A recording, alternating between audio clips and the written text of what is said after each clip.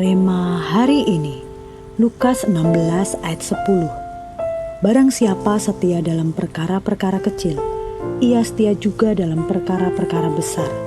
Dan barang siapa tidak benar dalam perkara-perkara kecil, ia tidak benar juga dalam perkara-perkara besar.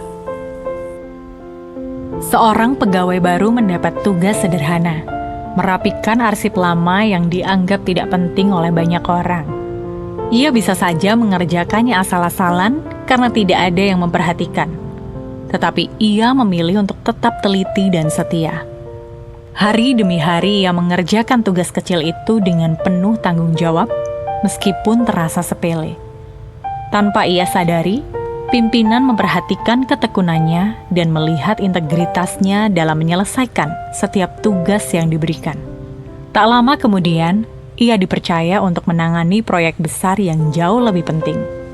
Firman Tuhan dalam Lukas 16 ayat 10 pun mengingatkan kita bahwa hal-hal yang besar seringkalinya dimulai dari hal-hal yang kecil terlebih dahulu. Selama ini mungkin kita menunggu kesempatan besar untuk menunjukkan ketaatan. Padahal Tuhan justru menguji kita melalui hal-hal sederhana setiap hari.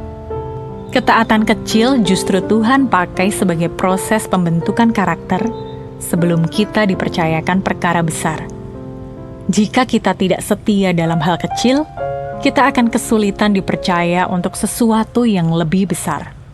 Satu hal yang perlu kita tanamkan, Tuhan melihat kesetiaan kita bukan dari besar kecilnya tugas, tetapi dari hati yang taat.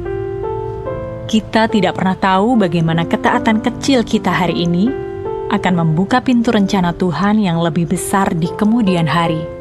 Hari ini, mari kita belajar memiliki ketaatan yang berani. Jangan meremehkan kesempatan kecil untuk taat, karena disitulah Tuhan sedang membentuk dan mempersiapkan kita.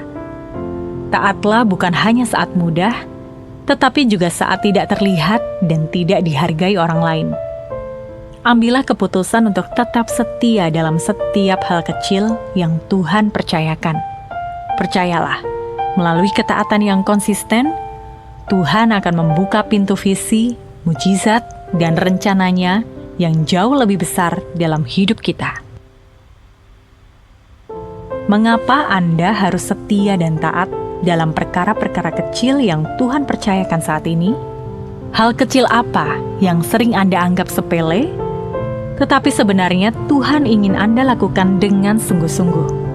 Langkah apa yang akan Anda lakukan sebagai bentuk ketaatan pada perkara kecil dalam hidup Anda?